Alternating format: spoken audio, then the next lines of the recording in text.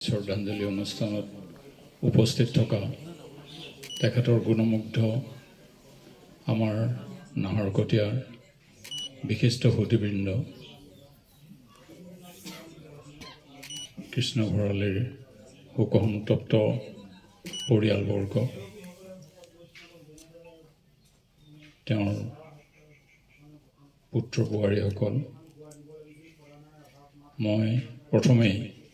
কৃষ্ণ ভঁৰালীদেৱৰ পবিত্ৰ স্মৃতিত শ্ৰদ্ধাঞ্জলি নিবেদন কৰিছোঁ। আৰু ইতিমধ্যে মই দুজনৰ বক্তব্য শুনিলোঁ, আমাৰ বৰুৱা ছাৰৰ বক্তব্য নুশুনিলোঁ, তেখেতে ক'ল নেকি। মই কুকুম্বৰ টাইৰা গৈ ডাঙৰীয়াৰ পিছৰ ভাগ শুনিলোঁ আৰু আমাৰ জ্যোতিপ্ৰসাদ কোঁৱৰদেৱৰ বক্তব্য শুনিলোঁ। অতি সুন্দৰভাৱে তেখেতসকলে কৃষ্ণ ভঁৰালীদেৱৰ জীৱনৰ কৰ্মৰাজি আমাৰ সকলোৰে আগত দাঙি ধৰিলে। আজি স্পষ্টভাৱে এই তেখেতৰ পুণ্য কৰ্মৰাজি বিষয়ে শুনিবলৈ পাই সঁচাকৈ মই বৰ আপ্লুত হ'লোঁ। মৃতকৰ বিষয়ে এনেধৰণৰ মধুৰ চৰ্চা, এই চৰ্চাই আমাক সাহস দিয়ে। এইখিনি চৰ্চাই মই প্ৰথমতে আশা কৰিছোঁ যে তেখেতৰ পৰিয়ালবৰ্গই যিসকলে শুনিছে, তেখেতসকলে অন্তৰত সাহস লাভ কৰিছে। মই ইয়াতে স্মৰণ কৰিছোঁ তেখেতৰ ইয়াৰ আগতেই আমাৰ মাজৰ পৰা হেৰাই যোৱা তেখেতৰ সুযোগ্য পত্নী, তেখেতৰ স্মৰণ মই কৰিছোঁ। তেখেতো এগৰাকী প্ৰকৃততেই এখেতৰ সুযোগ্য সহযোগী আছিল। তেখেতকো মই শ্ৰদ্ধা জনাইছোঁ। কৃষ্ণ ভঁৰালীৰ বিষয়ে ক'বলৈ গ'লে মই একেবাৰে কম ক'ব পাৰিম। যিসকলে ইতিমধ্যে কৈ গৈছে, তেখেতসকলে বেছিকৈ কৈ গৈছে, মই সেইখিনি ক'ব নোৱাৰিম। কিন্তু মই ক'ব পাৰিম, কৃষ্ণ ভঁৰালী ডাঙৰীয়া প্ৰকৃততেই এজন সমাজ হিতৈষী লোক আছিল। প্ৰথমৰ পৰাই তেখেতে যেতিয়া CPI সতীৰ্থ হৈছিল, CPI কমৰেড হৈছিল, তেতিয়াৰ পৰাই জনসাধাৰণৰ কাৰণে, জনসাধাৰণৰ মংগলৰ কাৰণে তেখেতে কাম কাজ কৰিছিল। মই লগ পোৱা নাছিলোঁ, কিন্তু পিছত তেখেতে গোটেই কথাখিনি মোক কৈছিল। তেখেতৰ সৈতে মই বহুত আলোচনা কৰিছিলোঁ এই ঘৰত আহি, বা আমাৰ ঘৰলৈও গৈছিল কেতিয়াবা, বা অন্য ঠাইতো লগ পাইছিলোঁ। তেখেতে ইমান সুন্দৰভাৱে গোটেই কথাখিনি তেতিয়াৰ যি সংগ্ৰামৰ কাৰ্যসূচী সেইবোৰৰ বিষয়ে কৈছিল। সেইবোৰ প্ৰকৃততে যদি আমাৰ ইয়াত থকা কোনোবাই জানে, সেইখিনি নিশ্চয় সোঁৱৰণ কৰা দৰকাৰ আৰু সেইবোৰ লিপিবদ্ধ কৰা দৰকাৰ।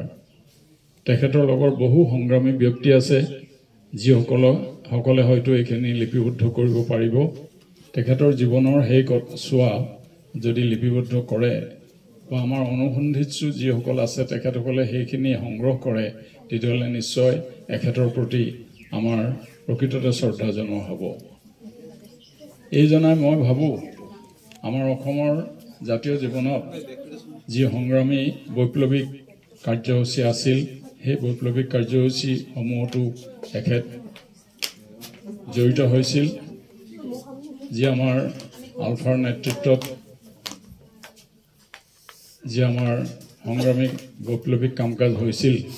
মই জনাত তেখেতো বিভিন্ন ধৰণেৰে, পোনপটীয়াভাৱে নহ'লেও বিভিন্ন ধৰণে জড়িত হৈছিল। গতিকে যি আলফাৰ বৈপ্লৱিক আৰু যিটো সমাজ সংস্কাৰক জাতীয়তাবাদী চিন্তা, সেই চিন্তাই এখেতকো উদ্বুদ্ধ কৰিছিল বুলি মই জানো। গতিকে সেই অনুসৰিও তেখেতে নিজৰ সেৱা আগবঢ়াইছিল। তাৰোপৰি মই এটা ব্যক্তিগতভাৱে আৰু আমাৰ ইয়াৰ নাহৰকটীয়াৰ বহুতেই আমাৰ সতীৰ্থ হৈছিল। মই এটা সংগঠনত জড়িত হৈছিল, সেইটো হৈছে সন্মিলিত যুৱ মৰ্চা। এই সন্মিলিত যুৱ মৰ্চায়ো অসমৰ জাতীয় মুক্তিৰ বাবে যে অসমৰ জাতীয় স্বনিয়ন্ত্ৰণৰ বাবে দাবী উত্থাপন কৰি গণতান্ত্ৰিক সংগ্ৰাম কৰিছিল তাতো তেখেতে পূৰ্ণ সহযোগিতা আগবঢ়াইছিল গতিকে এইজনে যিদৰে সহযোগ আগবঢ়াইছিল আন সময়ত অসমৰ বিভিন্ন বুদ্ধিজীৱী বিভিন্ন এনে ধৰণৰ সংগ্ৰামী ব্যক্তিয়ে এখেতৰ কথা জানে আৰু সন্মিলিত যুৱ মৰ্চাৰ জৰিয়তেও এতিয়াৰ বহু বুদ্ধিজীৱী সাংবাদিক তেখেতসকলে এখেতৰ বিষয়ে জানে তেখেতসকলে এখেতৰ মৃত্যুত গভীৰ শোক প্ৰকাশ কৰিছে তাৰ উপৰিও ইয়াৰ পাছত তেখেত যেহেতু জাতীয়তাবাদী তেখেতে অসম গণসংগ্ৰাম পৰিষদত জড়িত হৈছিল আৰু সেইমতে ইতিমধ্যে কৈছে যে সংগ্ৰামত জড়িত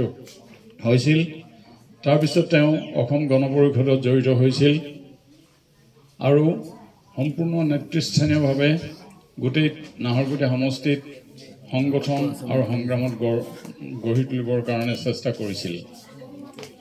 শেহতীয়াকৈ তেখেতে মোক স্পষ্টভাৱে কৈছে যে অসম গণ পৰিষদৰ সৈতে নীতিগতভাৱে তেখেতে একমত হৈ থাকিব নোৱাৰিলে আৰু সেইকাৰণে অসম গণ পৰিষদৰ পৰা তেখেত ওলাই আহিলোঁ বুলি মোক কৈছিল আৰু বিভিন্নজনক কৈছিল কিন্তু তেখেতে গণ পৰিষদৰ পৰা ওলাইহে আহিছে কিন্তু তেখেতে যিটো জাতীয় ভাৱপন্ন যিটো মনোভাৱ সেইটো কেতিয়াও ত্যাগ কৰা নাছিল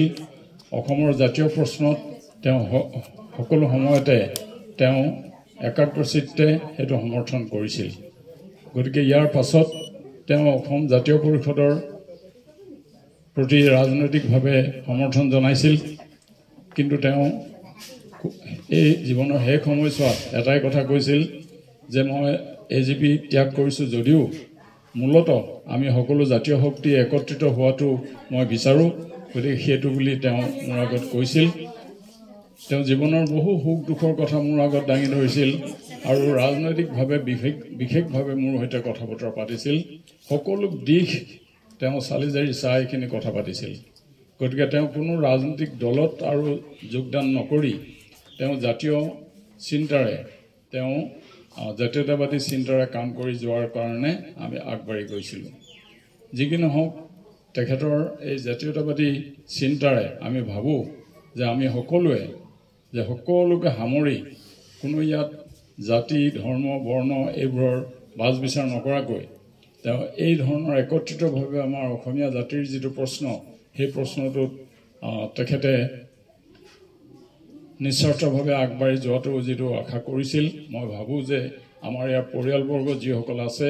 আৰু আমাৰ তেখেতৰ শুভাকাংক্ষীসকল সকলোৱে আমি তেনেদৰে চিন্তা কৰাটো উচিত বুলি ভাবোঁ এইটোৱে বৰ্তমান সমসাময়িক আমাৰ নিশ্চয় দায়িত্ব আমাৰ সকলোৰে মই ভাবোঁ যে তেওঁৰ পৰিয়াল আৰু আমাৰ শুভাকাংক্ষী সকলোৱে এই ক্ষেত্ৰত আগবাঢ়ি যাম মই বিশেষভাৱে কৃষ্ণ ভঁৰালীদেৱৰ যি মানুহৰ প্ৰতি যিটো ভালপোৱা সতীৰ্থসকলৰ প্ৰতি যিটো ভালপোৱা তেওঁ সমাজৰ প্ৰতি যিটো ত্যাগ জাতীয়তাবাদী যিটো মনোভাৱ এই সকলোৰে প্ৰতি মই ভাবোঁ যে আমি সকলোৱে শ্ৰদ্ধা জনাব লাগে ময়ো শ্ৰদ্ধা জনাইছোঁ আৰু মই বেছিকৈ নকওঁ ইতিমধ্যে মই আশা কৰিছোঁ যে তেখেতৰ গোটেই চিন্তাধাৰা গোটেই গুণৰাশি সেই সকলো সামৰি সকলো সমজুৱাভাৱে তেখেতৰ যি এখন প্ৰকৃততে স্মাৰক গ্ৰন্থ প্ৰকাশ কৰিব লাগে য'ত আমি সকলোৱে সহযোগিতা কৰিম কোনো তাত বেলেগ ধৰণে নাভাবি আমি তেখেতৰ প্ৰকৃত গুণৰাশি আৰু প্ৰকৃত চিন্তাধাৰা আমি তাত যাতে প্ৰতিফলিত কৰিব পাৰোঁ সেইটো আমি আশা ৰাখিছোঁ এইটোৰ কাৰণে কিছু সময় লৈ যে আমি সকলোৱে আমি একত্ৰিতভাৱে সেইটো কৰিব লাগিব চবেই সহায় সহযোগ কৰি সেইখন আমি প্ৰকাশ কৰিলে আমাৰ নাহৰকটীয়াৰ এটা ইতিহাস আৰু তেওঁৰ নিজৰ চিন্তা আৰু অসমৰ জাতীয় ইতিহাসো তাত প্ৰতিফলিত হ'ব বুলি মই ভাবোঁ এইখিনিকে কৈ মই ভঁৰালীদেৱৰ প্ৰতি শ্ৰদ্ধা জনাইছোঁ আৰু তেখেতৰ পৰিয়ালবৰ্গ পুত্ৰ বোৱাৰী আৰু বাকী সকলোৰে প্ৰতি সমবেদনা জ্ঞাপন কৰি মোৰ বক্তব্য সামৰণি মাৰিলোঁ ধন্যবাদ অনুপ ছাৰলৈ